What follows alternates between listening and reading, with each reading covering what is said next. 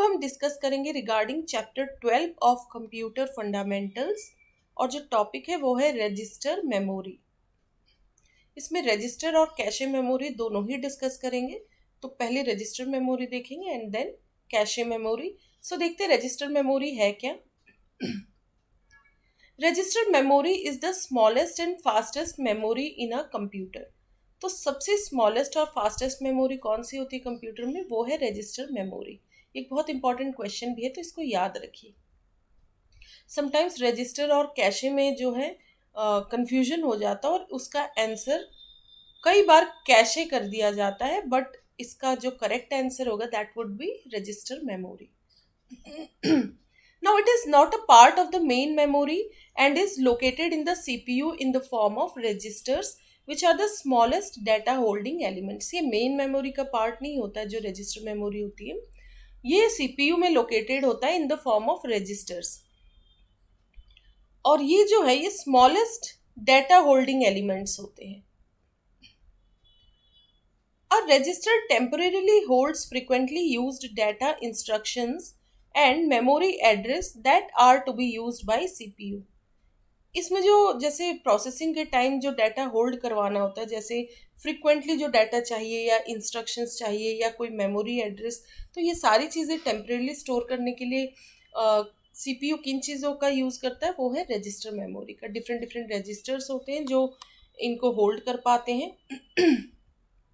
They hold instructions that are currently processed by the CPU. तो currently CPU जिस पे work कर रहा होता है उन करंट इंस्ट्रक्शंस को ही होल्ड करने का काम कौन कर रहा होता है, रजिस्टर मेमोरी, जो जिसको हम रजिस्टर्स भी कहते हैं। All data is required to pass through registers before it can be processed. सारा डाटा पहले रजिस्टर से पास होता है और फिर उसकी प्रोसेसिंग होती है। ठीक है, पहले कोई ना कोई रजिस्टर में वो डाटा रहेगा और फिर वहां से लिया जाता है bye CPU for further processing. So they are used by CPU to process the data entered by the users। तो बेसिकली रजिस्टर मेमोरी पे प्रोसेसिंग के टाइम CPU फ्रिक्वेंटली उससे डाटा ले रहा होता है ताकि उस पर प्रोसेसिंग हो पाए। Registers hold a small amount of data around 32 bits to 64 bits. कितना अमाउंट ऑफ डाटा ये होल्ड कर सकता है? स्मॉलेस्ट डाटा होल्डिंग एलिमेंट तो है, बट डाटा भी कितना होल्ड हो पाता है? अराउंड 32 बिट से लेके 64 बिट तक। The speed of a CPU depends on the number and size, that is number of bits of registers that are built into the CPU. तो कितने बिट्स का जो है रजिस्टर्स उसको यूज किया जा रहा है, तो सीपीयू की स्पीड उसी पे डिपेंड करती है। The speed of CPU depends on the कितने नंबर ऑफ रजिस्टर्स है और उनका साइज क्या है, मतलब कितने बिट के रजिस्टर को यूज किया जा रहा है। Number of bits of registers मतलब size, number and size of registers that are built into the CPU, जो सीपीयू में यूज हो रहे हैं। Registers can be of different types based on their uses. बहुत सारे रजिस्टर्स हैं अलग अलग टाइप के, मतलब जिसका जो यूज है उसके अकॉर्डिंग रजिस्टर यूज होगा। Some of the widely use registers include, तो कुछ रजिस्टर जो वाइडली यूज होते हैं इसको हम देखिए डिफरेंट भी किसी प्लेलिस्ट में पढ़ेंगे। तो आप सेम टॉपिक समटाइम्स क्या होता है वो किसी 2-3 यूनिट में जो है यूज, मतलब उसको वो रिपीटेशन में आएगा। तो रजिस्टर्स का टॉपिक आपका और एक सेपरेट यूनिट में भी आएगा, तो वहाँ भी हम डिटेल में देखेंगे, बाकी यहाँ भी डिस्कस कर रखा है। Now some of the widely used registers include, जैसे एक्यूमुलेटर या शॉर्ट में उसको एसी लिखेंगे। डाटा रजिस्टर होता है जिसको डीआर लिखते हैं। Address register AR, program counter PC, IO register input output address register and more. तो ये कुछ कॉमनली यूज्ड है, बाकी और भी होते हैं। नाउ अब हम देखते हैं आर्किटेक्चर ऑफ रजिस्टर मेमोरी।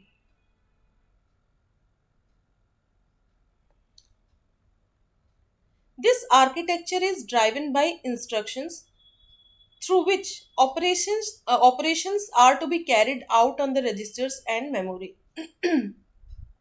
ये जो आर्किटेक्चर होता है रजिस्टर्स का, इट इज ड्राइवन बाय, वो किसके द्वारा ड्राइव किया जाता है? Instructions through which operations are to be carried out on the registers and memory. ये इंस्ट्रक्शंस के बेसिस पे ही तो सारे ऑपरेशंस होंगे कि रजिस्टर और मेमोरी इन सब पे भी कब क्या डाटा जाना है, क्या लेना है, ये सब इंस्ट्रक्शंस के थ्रू ही तो पता चलेगा ना। तो आर्किटेक्चर भी इसी पे बेस्ड होता है कि कैसे इंस्ट्रक्शंस है उससे ड्राइव होता है ये architecture. The architecture is referred to as a register plus memory architecture. इसको रजिस्टर प्लस मेमोरी आर्किटेक्चर भी कहा जाता है. If all the operands are contained in the register, यदि जो सारे ऑपरेंड्स जो हैं वो यदि रजिस्टर में ही कंटेन हो रहे हैं तो इसको रजिस्टर प्लस मेमोरी आर्किटेक्चर भी कह देते हैं. An operation can have two operands. एक ऑपरेशन है कोई, उसमें टू ऑपरेंड्स होते हैं. One of them can be in memory and the other one in a register. तो एक उनमें से मेमोरी में हो सकता है और एक रजिस्टर में. On the other hand the both operands of operation are either in the register or in the memory which distinguishes it from other architectures. क्योंकि दोनों ऑपरेंड्स में से एक या तो रजिस्टर में रहेगा या मेमोरी में, तो यही फर्क होता है डिफरेंट आर्किटेक्चर्स में. Examples of this memory are Intel x86 and IBM system by 360. ठीक है, तो ये कुछ एग्जाम्पल्स ऑफ रजिस्टर मेमोरी या रजिस्टर प्लस मेमोरी आर्किटेक्चर कह सकते हैं जो फॉलो हो रहा है यहाँ पे. ठीक है. Now the numbers of registers in the CPU are fewer. जो CPU में रजिस्टर्स यूज हो रहे हैं वो फ्यूअर इन नंबर होते, कम होते हैं. And they are also small in size, वो साइज में भी छोटे होते हैं. Its size is fewer than 64 bits. जो हमने पीछे देखा 32 to 64 बिट्स तक के साइज के रजिस्टर्स यूज होते हैं. तो अपर लिमिट क्या होगी 64 बिट्स की, उससे कम ही होंगे. It is quicker as compare to disk memory and primary memory. ये प्राइमरी मेमोरी, डिस्क मेमोरी, इन सब से जो है क्विक होता है. The size of general purpose registers affects the word size. General purpose registers का क्या साइज रहेगा वो अफेक्ट करता है वर्ड साइज को. Now the computer provides instructions for the registration number and the registers address. ठीक है, कंप्यूटर प्रोवाइड करता है instructions for the registration number and, मतलब रजिस्टर का नंबर होगा. ठीक है, रजिस्टर नंबर होगा एंड रजिस्टर का नंबर और एड्रेस. इन सब के इंस्ट्रक्शन कौन प्रोवाइड कर रहा होता है? Computer. Various register identifiers include. बहुत सारे रजिस्टर्स को जैसे हम आइडेंटिफाई करते हैं शॉर्ट में यदि लिखें तो जैसे R0, R1, R7, SP and PC. A register serves as a connection point between a program and the system's data storage. तो ये एक कनेक्शन पॉइंट का काम करता है किसके बीच में? एक प्रोग्राम के बीच में और सिस्टम के डाटा स्टोरेज के बीच में. ये पॉइंट्स नोट डाउन कर लीजिए आप. सो ये देखिए, ये रहा आर्किटेक्चर. CPU में किसका यूज हो रहा है? रजिस्टर्स का. और CPU में अपना जो CPU में 3 डिफरेंट जो कंपोनेंट्स यूज हो रहे थे वो बेसिकली क्या होता है? एरिथमेटिक एंड लॉजिक यूनिट तो होता ही है ALU, एंड कंट्रोल यूनिट होता है CLU, और मेमोरी का यूज होता है. और कौन सी मेमोरी होगी? रजिस्टर्स. नाउ मेन मेमोरी में आपका आ जाएगा रैम. ठीक है, रैम हो गया.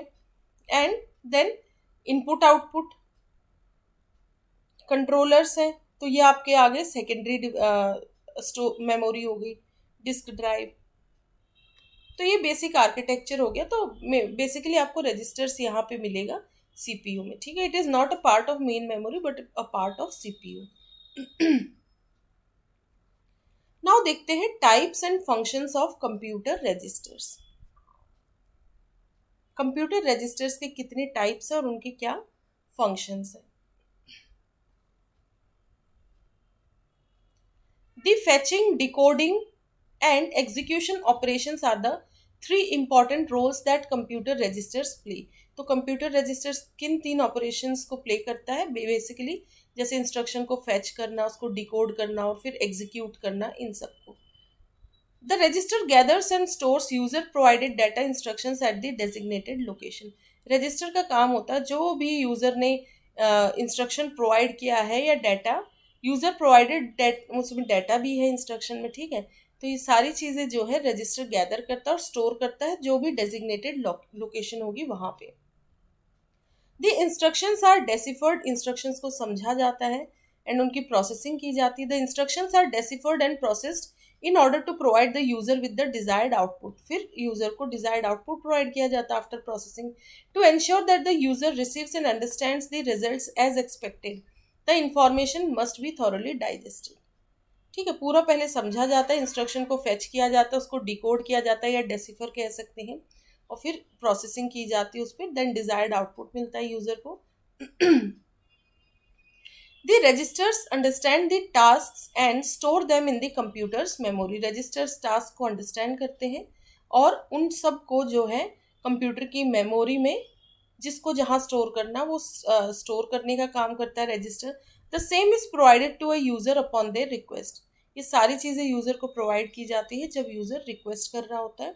Processing is carried out in accordance with user requirements. Processing तो जब यूजर चाह रहा होगा तभी होगी। The computer system uses a variety of registers to store data and reduce memory utilization. Different different type के रजिस्टर्स का यूज़ किया जाता है डाटा को स्टोर करने के लिए एंड मेमोरी यूटिलाइजेशन को रिड्यूस करने के लिए। Every register used by the CPU has a unique function. Her register जो कि सीपीयू यूज़ करता है उसका एक यूनिक फंक्शन है, इसीलिए तो अलग अलग टाइप के रजिस्टर्स हैं। The sorts of common registers are described ahead. जो कुछ कॉमन रजिस्टर्स हैं वो हम देखते हैं क्या क्या है।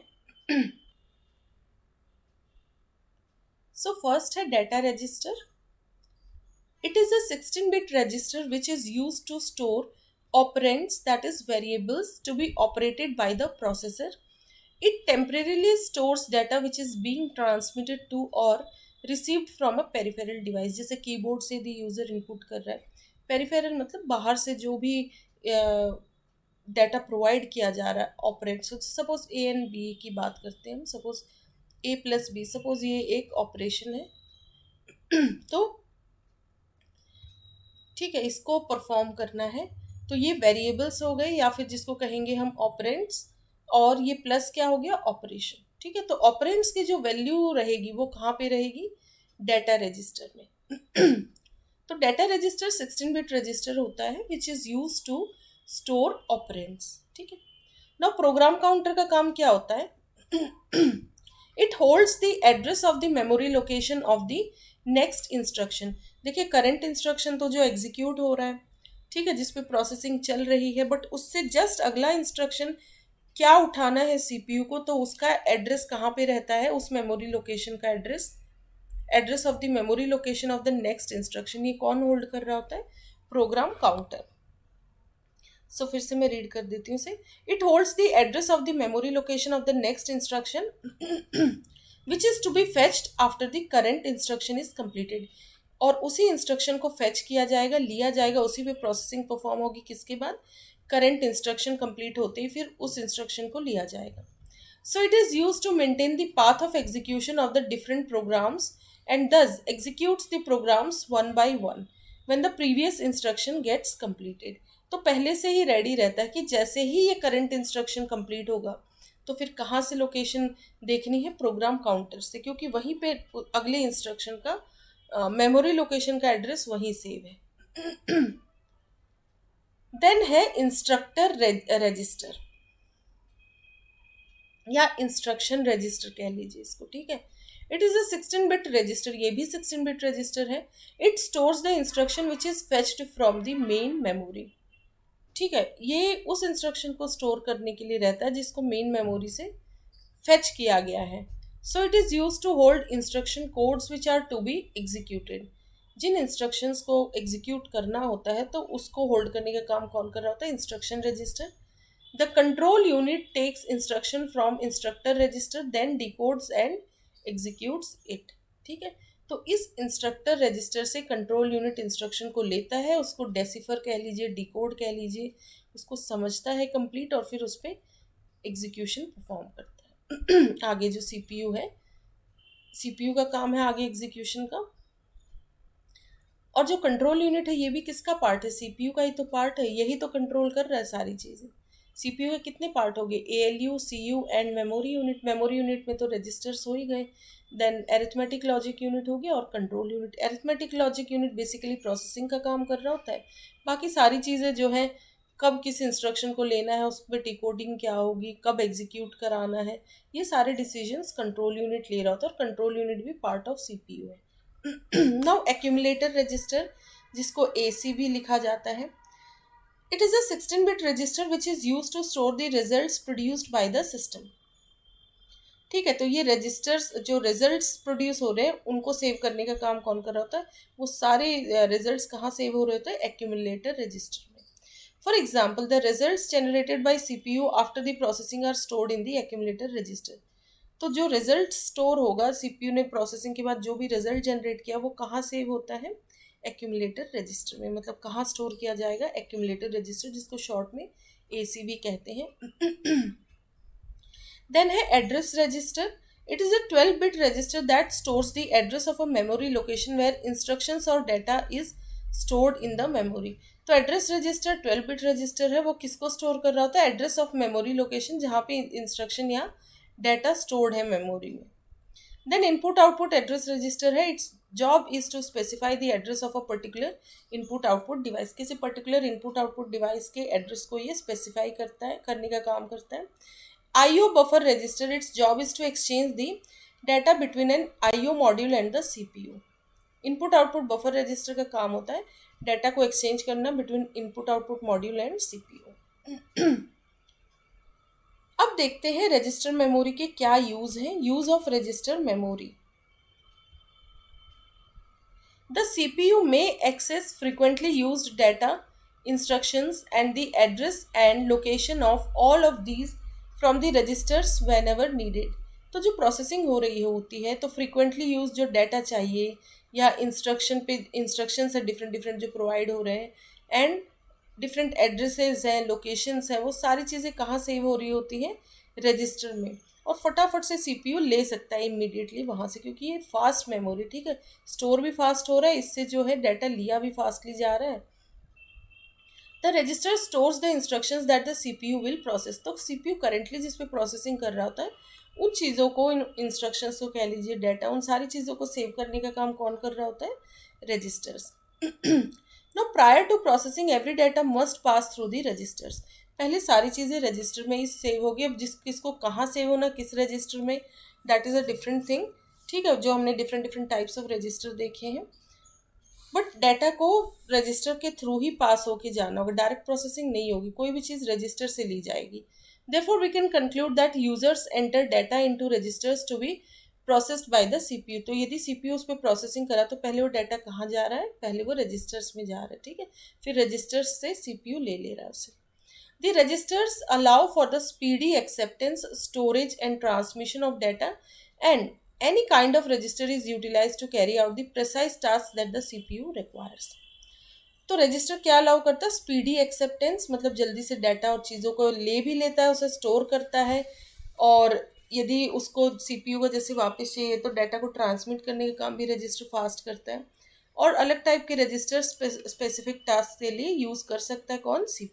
CPU को जिस भी रजिस्टर्स की ज़रूरत हो वो उसका डाटा ले सकता है. Users do not need to be very knowledgeable about the register because the CPU holds it as temporary memory and a data buffer. तो यूज़र्स को बहुत ज़्यादा नॉलेज की ज़रूरत नहीं है रजिस्टर के बारे में. ठीक है, ये बेसिक जो हमने देखा. और रजिस्टर से डायरेक्टली तो यूज़र नहीं डील कर रहा है, वो CPU की हेडेक है. CPU का जो कंट्रोल यूनिट होता है वो कर रहा होता है सारे काम. किस इंस्ट्रक्शन को लेना, कहाँ स्टोर करना, किस रजिस्टर में करना, ये सारे काम CPU के कंट्रोल यूनिट के हैं. तो यूज़र्स को बहुत ज़्यादा रजिस्टर से तो डायरेक्टली डील नहीं करना पड़ रहा है. CPU का टास्क है बेसिकली. और CPU क्यों यूज़ करता है रजिस्टर का? To hold it as temporary memory और एक डाटा बफर के रूप में. Registers act as buffers for copying data from main memory so that the processor can access it whenever it is needed. तो main memory से पहले चीज़ों को जैसे रजिस्टर में ले लिया गया ताकि प्रोसेसिंग के टाइम फटाफट से रजिस्टर से डाटा लिया जा सके या फिर उसमें टेम्परेरीली स्टोर किया जा सके. तो रजिस्टर्स बफर्स का काम कर रहे होते हैं जो मेन मेमोरी से डाटा लेके फिर उस डाटा पे प्रोसेसर मतलब CPU प्रोसेसिंग करता है. The data is kept in the register so that the register is aware of the location and address and can use the information in order to determine the IP addresses. तो फटाफट उसके पास जो है addresses determined रहते हैं, locations determined, memory locations, instructions के अलग अलग डाटा के. तो इसीलिए जो है जल्दी जल्दी फिर CPU उस पर प्रोसेसिंग कर पाता है. उसको जब भी चाहिए उस रजिस्टर से वो ले लेता है. जो भी इंफॉर्मेशन चाहिए, डाटा चाहिए। According to the requirements the base register can modify computer operations और ऑपरेंड्स। तो रिक्वायरमेंट्स के अकॉर्डिंग जो बेस रजिस्टर है वो कंप्यूटर के ऑपरेशंस या ऑपरेंड्स को मॉडिफाई भी कर सकता है। And in computer system instructions the address portion में be added to the register. Address portion को मतलब जो सिस्टम इंस्ट्रक्शंस होते हैं उसमें जो एड्रेस पोर्शन है उसको ऐड किया जा सकता है रजिस्टर में। Each CPU has a few bytes allotted to its registers. हर सीपीयू में कुछ बाइट्स हैं जो रजिस्टर्स को अलॉट होते हैं। The register contains fast memory and instructions to work on the system. Register एक तरीके की फास्ट मेमोरी है और उसमें इंस्ट्रक्शंस को स्टोर किया जाता है ताकि प्रोसेसिंग हो सके। Since the compiler stores temporary data in the register rather than the RAM through which programs run more quickly than they should be in system। जो प्रोग्राम रन के टाइम जो डिफरेंट डिफरेंट कंपाइलर्स यूज होते हैं तो compiler भी data को temporarily कहाँ store कर रहा होता है, रजिस्टर में, रेदर देन रैम के। ठीक है, रैम के वो लगता है ऐसा कि रैम के थ्रू सब हो रहा है, बट वो पहले रजिस्टर में स्टोर की जाती चीज़ें, देन वहाँ पे प्रोसेसिंग क्विकली होती है क्योंकि रजिस्टर में डाटा स्टोर करना, उससे लेना, ये सब फास्ट हो जाता है। ठीक है, ये क्योंकि क्विकर मेमोरी है register. So through which programs run more quickly than they should be in the system. Now why do we need register memory? हमें रजिस्टर मेमोरी की ज़रूरत क्या है? CPU registers are very helpful for handling instructions quickly. It is at the top of the hierarchy of computer memory। मतलब memory की बात करें तो फास्टेस्ट कौन है, फास्टेस्ट क्विकेस्ट, ये CPU रजिस्टर्स है, मतलब रजिस्टर्स। ठीक है, खाली रजिस्टर्स भी कह सकते हैं। And is significantly faster as compare to other computer memory. बाकी मेमोरीज के मुकाबले, बाकी कंप्यूटर मेमोरी के मुकाबले रजिस्टर सबसे फास्ट है। Any type of small data, कोई भी डाटा स्मॉल होना चाहिए but including registers, addresses and instructions, ये डिफरेंट डिफरेंट डाटा या इवन रजिस्टर से रिलेटेड भी कुछ information, then different different addresses, ये सारी चीज़ें कहाँ स्टोर की जा सकती हैं? रजिस्टर्स में। These registers enable the CPU to function effectively and meaningfully. एक बार मीनिंगफुली मतलब एक बार डाटा आ गया रजिस्टर्स में तो इस पर फंक्शनिंग भी प्रॉपरली होती है, इफेक्टिवली होती है, फास्ट होती है, और क्योंकि बहुत ऑर्गेनाइज वे से चीज़ें सेव्ड होती है रजिस्टर्स में तो मीनिंगफुली भी इनका यूज़ किया जाता है। ऐसा नहीं कि रैंडमली कहीं से भी कुछ भी ले लिया गया, बहुत मीनिंगफुल तरीके से रजिस्टर्स की मेमोरी का यूज़ होता है। तो ये तो रजिस्टर मेमोरी हमने पढ़ लिया। अब कैशे मेमोरी देखते हैं, ये भी बहुत फास्ट मेमोरी है। Now cache memory is a high speed memory which is small in size but faster than the main memory that is RAM. ठीक है, तो ये भी हाई स्पीड मेमोरी होती है, इसका साइज भी स्मॉल होता है और ये फास्टर होती है रैम से। The CPU can access it more quickly than the primary memory. पर ये रजिस्टर्स के मुकाबले स्लो होती है, ठीक है, but it is comparatively faster as compare to RAM. तो CPU इसमें से जो भी चीज़ें स्टोर होंगी उसको क्विकली एक्सेस कर पाता है, ठीक है, as compare to primary memory. इसीलिए कैशे भी फास्ट मेमोरी है, हाई स्पीड मेमोरी है। The CPU can access it more quickly than the primary memory, so it is used to synchronize with high speed CPU and to improve its performance। अब high speed CPU है और memory भी यदि high speed है तो फिर synchronisation हो जाता है अच्छे से मेमोरी में और CPU में, तो इससे CPU की परफॉर्मेंस बढ़ जाती है। इसीलिए किसका यूज़ हो रहा होता है? कैशे का।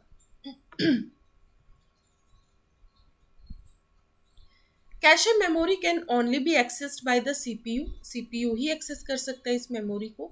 It can be a reserve part of the main memory or a storage device outside the CPU। ये या तो मेन मेमोरी का ही कोई रिजर्व पार्ट होता है या फिर स्टोरेज डिवाइस का भी कोई पार्ट हो सकता है, और स्टोरेज डिवाइस तो आउटसाइड CPU है। It holds the data and programs which are frequently used by the CPU। ठीक है, तो ये आउटसाइड ऑफ CPU का ही कुछ पार्ट ज़रूर हो सकता है, बट इसको एक्सेस कौन कर पा रहा होता है? कैशे मेमोरी को CPU। इट होल्ड्स, इसमें डाटा और प्रोग्राम्स स्टोर किए जाते हैं जिनको CPU की, मतलब CPU को उन डाटा और प्रोग्राम्स की रिक्वायरमेंट फ्रीक्वेंटली है तो उसके लिए कैशे मेमोरी का यूज़ होता है। So it holds the data and programs which are frequently used by the CPU। So it makes sure that the data is instantly available for CPU whenever the CPU needs this data.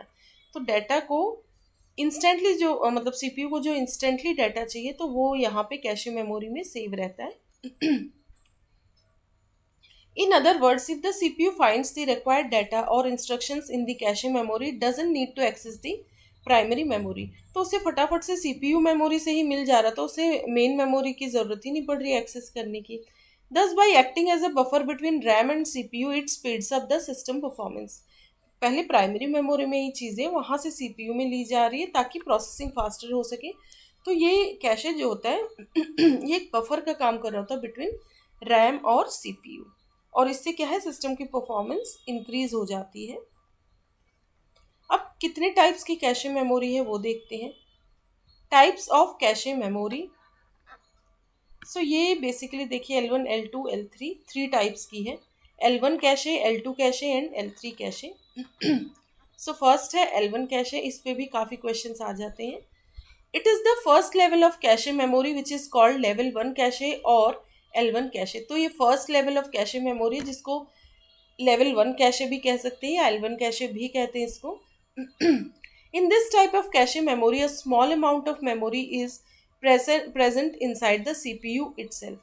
इस type की cache memory में small amount of memory, देखिए वैसे तो ये part of primary या secondary memory का कुछ पार्ट होता है जिसको एज अ कैशे यूज़ किया जा रहा है, या फिर इसमें क्या होता है L1 कैशे में कुछ पार्ट CPU का ही होता है. जिस तरीके से रजिस्टर्स डायरेक्टली जो है CPU में ही यूज़ हो रहे होते हैं.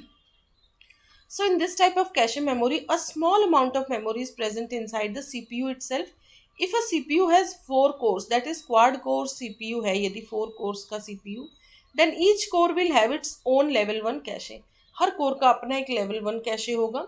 As this memory is present in the CPU, it can work at the same speed as of the CPU. जितनी speed CPU की होगी तो ये बिल्कुल उस स्पीड को सिंक्रोनाइज कर पाता है, मैच कर पाता है, क्योंकि डायरेक्टली CPU में ही प्रेजेंट है ये memory. The size of this memory ranges from 2 KB to 64 KB. तो इसका साइज कहाँ से कहाँ तक रेंज कर रहा होता है 2 KB टू 64 KB. देखिए क्या होता है जब मेमोरी जितनी फास्ट होती है ना तो उसकी जो है साइज भी स्मॉल ही रहता है. जहाँ साइज इंक्रीज हो जाएगा मेमोरी का तो वहाँ स्पीड भी कम हो जाती है. Now the L1 cache further has 2 types of caches. L1 cache के फर्दर 2 टाइप के कैशे होते हैं. वो है instruction cache which stores instructions required by the CPU. तो 2 टाइप के कैशे हैं L1 के, instruction cache and data cache. Instruction cache में इंस्ट्रक्शन स्टोर रहते हैं, डाटा में कैशे में डाटा स्टोर किया जाता है temporarily. Now instruction cache which stores instructions required by the CPU and the data cache that stores the data required by the CPU. तो ये तो हो गया L1 कैशे. अब L2 कैशे देखते हैं.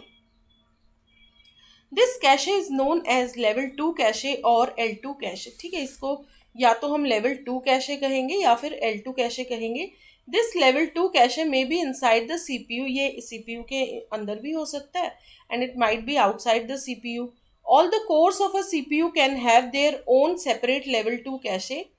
तो जितने भी कोर्स हैं CPU के उनका सेपरेट लेवल 2 कैशे जो है हो सकता है अपना खुद का. And they can share 1 L2 cache among themselves. वो शेयर भी कर सकते हैं एक ही L2 कैशे को आपस में. In case it is outside the CPU, it is connected with the CPU with a very high speed bus. यदि वो outside CPU है L2 कैशे तो उसको CPU से कैसे कनेक्ट किया जा रहा है, बहुत ही हाई स्पीड बस के through. The memory size of this cache is in the range of, इसका रेंज कितना है 256 KB से 512 KB. और L1 कैशे का कितना था 2 KB से 64 KB था. और L2 कैशे का जो मेमोरी साइज है वो है from between 256 KB to 512 KB. ठीक है. In terms of speed they are slower than L1 cache. Speed के मामले में ये L1 कैशे से थोड़े से स्लो होते हैं. अब है तो लेवल 1 कैशे देख लिया हमने, लेवल 2 देख लिया, अब है level 3 cache. It is known as level 3 cache और L3 cache. This cache is not present in all the processors. Some high end processors में have this type of cache. ये हर प्रोसेसर या हर CPU में नहीं रहते हैं ये कैशे. कुछ हाई एंड प्रोसेसर्स होते हैं जिनमें इस कैशे का यूज़ होता है. This cache is use to enhance the performance of level 1 and level 2 cache. ये लेवल 1 और लेवल 2 कैशे की परफॉर्मेंस को एनहेंस करने के लिए यूज़ किया जाता है इसे. It is located outside the CPU and is shared by all the cores of a CPU. ठीक है, जितने भी सीपीयू के कोर्स है, जैसे क्वाड कोर लिया, यदि 4 कोर्स है तो पहली बात तो ये L3 सीपीयू के आउटसाइड लोकेटेड है और ये सारे कोर्स इसको शेयर कर सकते हैं। And it is shared by all the cores of a CPU. It's memory size, इसका मेमोरी साइज कहाँ से कहाँ तक रेंज करता है, फ्रॉम 1 MB टू 8 MB। ठीक है, it's memory size ranges from 1 MB to 8 MB। Although it is slower than L1 and L2 cache, it is faster than random access memory, that is RAM। ठीक है, L1 L2 cache के मुकाबले तो ये slow है, लेकिन random access memories के मुकाबले ये फास्ट है। अब how does cache memory work with CPU, अब कैशे मेमोरी कैसे सीपीयू के साथ वर्क कर रही होती है वो देखते हैं। When CPU needs the data, first of all it looks inside the L1 cache, क्योंकि ये फास्टेस्ट है। सीपीयू को यदि कोई डाटा चाहिए तो सबसे पहले वो कहाँ सर्च करेगा, L1 कैशे में। If it does not find anything in L1 में सपोज उसे कुछ नहीं मिला, देन फिर next cache it would look for is L2 cache. It looks inside the L2 cache, फिर वो L2 कैशे में देखेगा डाटा है या नहीं। If again it does not find the data in L2 cache, it looks into the L3 cache. L2 में भी नहीं मिला सपोज डाटा, तो फिर वो L3 कैशे में देखेगा। If data is found in the cache memory, then it is known as a cache hit. और किसी भी कैशे में जब वो मेमोरी मिल जाती है उसको कहते हैं कैशे हिट, मतलब हाँ वहाँ पे मेमोरी मिल गई। तो L1 L2 L3 किसी में भी कैशे में यदि वो डाटा मिल गया, ठीक है, तो उसको कहते हैं कैशे हिट, मतलब कैशे में ही मिल गया, फिर आगे प्राइमरी मेमोरी तक की ज़रूरत नहीं पड़ती है। On the contrary, if the data is not found inside the cache, it is called a cache miss. तो कैशे हिट और कैशे मिस, ये दो टर्म्स याद रखिए। हिट मतलब कैशे में वो डाटा मिल गया, और चाहे वो L1 कैशे में मिले, L2 में या L3 में, और नहीं मिला डाटा कैशे मेमोरी में, तो उसको कहते हैं cache miss. Now if data is not available in any of the cache memories, it looks inside the RAM, random access memory। तो L1 L2 L3 कैशे तीनों देख लिए।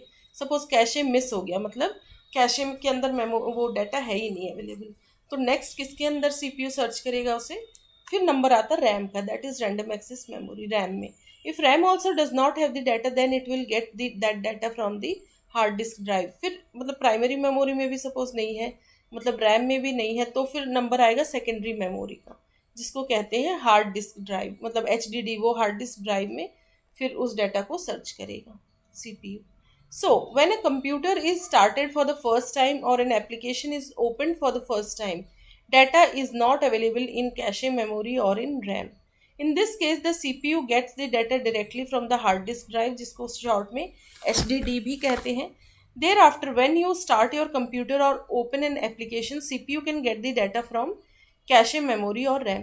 देखिए, जब कंप्यूटर को पहली बार स्टार्ट किया जाता है तब तो चीज़ें तो बेसिकली सेकेंडरी में ही स्टोर्ड है ना, तो वहाँ से पहले चीज़ें ली जाती हैं। तो डाटा बिल्कुल जब ऑन किया जाता है तो कैशे मेमोरी और रैम तो वैसे भी जो है वॉलेटाइल कह सकते हैं मेमोरी इनको। वॉलेटाइल मतलब जब तक ऑन है ठीक है, स्विच ऑफ होते ही इससे डाटा जो है गायब हो जाता है। तो कैशे मेमोरी और रैम में जब बिल्कुल शुरू में कंप्यूटर को ऑन किया जाता, स्टार्ट किया जाता, तो नहीं स्टोर्ड रहती हैं चीज़ें। फिर धीरे धीरे जब कंप्यूटर ऑन हो जाता है और एक बार एप्लीकेशन ऑन हो गया, तब फिर चीज़ें कैशे मेमोरी और रैम में स्टोर की जाती है और सीपीयू वहाँ से ले सकता है। बट शुरुआत में वो कहाँ से सीपीयू ले रहा होता चीज़ें, जब कंप्यूटर को शुरू किया जाता वो है सेकेंडरी स्टोरेज से, हार्ड डिस्क ड्राइव से। अब कैशे मेमोरी और रजिस्टर में डिफरेंस क्या है, ये बहुत ही इंपॉर्टेंट क्वेश्चन है, ठीक है, और कॉन्सेप्ट भी बहुत इंपॉर्टेंट है। क्योंकि दोनों का आपने लगभग देखा कि भाई फास्ट तो दोनों है, साइज़ भी कम है, सीपीयू बहुत अच्छे से इंटरेक्ट भी कर पा रहा है इसके साथ, और दोनों में परफॉर्मेंस भी सीपीयू की इंक्रीज हो रही है। तो फिर दोनों में डिफरेंस क्या है वो देखते हैं।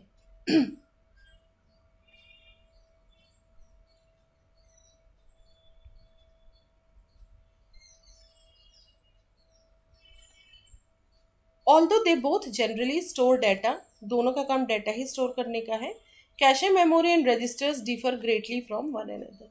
ठीक है, दोनों का काम जनरली डाटा ही स्टोर करने का है, लेकिन फिर भी दोनों में डिफरेंस है। All of a devices frequently use data and instructions are stored in the cache memory. एक डिवाइस का फ्रिक्वेंटली यूज जो भी डाटा या इंस्ट्रक्शंस वो कहाँ सेव होते हैं, कैशे मेमोरी में। As a result is it accelerates the computer's overall performance and operation as well. तो कंप्यूटर की परफॉर्मेंस एक्सिलरेट मतलब इंक्रीज हो जाती है at a fast pace. Computer की ओवरऑल परफॉर्मेंस या जो भी ऑपरेशन परफॉर्म हो रहा होता है वो उसकी परफॉर्मेंस बढ़ जाती है कैशे मेमोरी की मदद से। दी रजिस्टर तो फ्रिक्वेंटली यूज डाटा और इंस्ट्रक्शंस का को कहाँ स्टोर कर सकते हैं, कैशे में। लेकिन रजिस्टर का काम क्या होता है, the register on the other hand only stores a single item of information. ये और भी स्मॉल होते हैं, फास्टेस्ट होते हैं, इसमें सिर्फ सिंगल आइटम किसी भी इंफॉर्मेशन का यूज़ कर सकते हैं। सच एज कोई कंप्यूटर इंस्ट्रक्शन है या फिर लोकेशन है किसी स्पेसिफिक पीस ऑफ डाटा का, मेमोरी लोकेशन वगैरह ये चीज़ें। ठीक है, तो सिंगल आइटम सेव करने के लिए रजिस्टर्स का यूज़ होता है लेकिन फ्रिक्वेंटली यूज डाटा और इंस्ट्रक्शंस को कैशे में सेव कर सकते हैं कंप्लीट को। Let's discuss the difference between register and cache memory. तो रजिस्टर और कैशे मेमोरी में डिफरेंस देखते हैं। बिलो मतलब अहेड एक टेबल दिया गया है in which we are comparing the two terms on the basis of their. तो दोनों को हम उनके यूनिक कैरेक्टरिस्टिक्स के बेसिस पे डिफ्रेंशिएट करेंगे on the basis of their unique characteristics to help make this topic more clear and more understandable।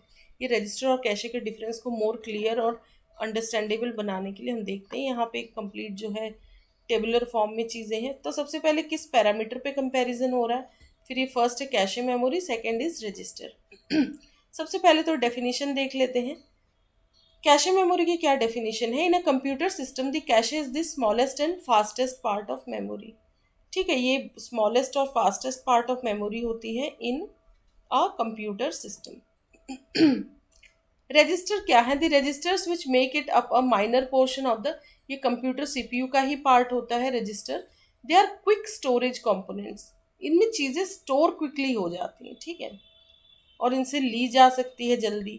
Data stored, इसकी बात करें तो a computer's cache stores the information and data that is recently use, recently जिनका use होना है या हुआ है वो चीज़ें जो है कैशे मेमोरी में स्टोर हो जाती हैं। The register serve to store the data that the computer CPU is currently processing. Recently जिसका यूज़ हो चुका है उसको तो कैशे में करेंगे, और जिसका यूज़ हो रहा है करेंटली उसको उसकी सारी चीज़ें जो है डाटा या फिर और भी चीज़ें जो है वो किसमें, करंट प्रोसेसिंग के टाइम रजिस्टर्स का यूज़ हो रहा होता है। यूज्ड बाय सीपीयू में in order to find previously stored data, the CPU previously जो डाटा स्टोर हुआ है उसके लिए सीपीयू किसका यूज़ कर रहा होता है, कैशे मेमोरी का। रजिस्टर्स इमीडिएट स्टोरेज के लिए होते हैं। Registers are used by the CPU to process all of the data and information that is, जो नया डाटा है प्रोसेसिंग के टाइम यूज़ हो रहा है तो वो सब that is all stored in register. Location की बात करें तो the cache of a memory can be found either inside the CPU और on the motherboard of the system. तो ये या तो सीपीयू के अंदर ही लोकेटेड रहता है, मतलब CPU can be found, cache can be found या तो इनसाइड ऑफ सीपीयू या ये आउटसाइड ऑफ सीपीयू भी हो सकता है, on the motherboard of the CPU, on the motherboard of the system. Now the registers are a component of the CPU of a computer device, और register CPU के ही components होते हैं।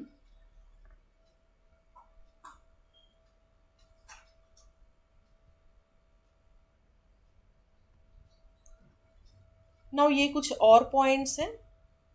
Data processing की बात करें तो it keeps information in a processed state, ये इंफॉर्मेशन को प्रोसेस्ड स्टेट में रखता है, स्टोर करता है। इट कीप्स इंफॉर्मेशन, इसमें अनप्रोसेस्ड स्टेट में, मतलब प्रोसेसिंग से पहले जो चीज़ें सेव्ड है, क्योंकि सीपीयू फ्रिक्वेंटली लेगा इसे। ठीक है, तो it keeps information in an unprocessed state.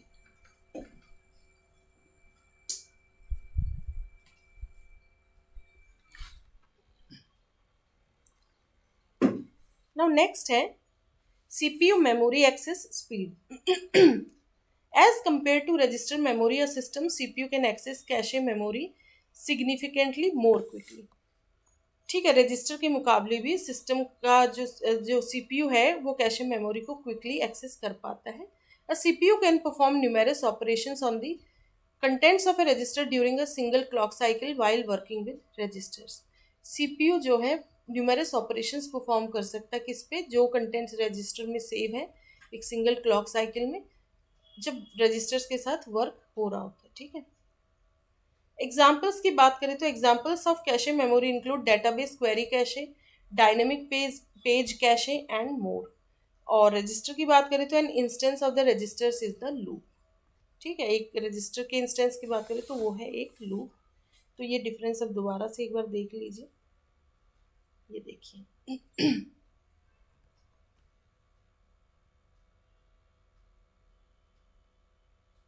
सो इस वीडियो में इतना ही। Thank you so much.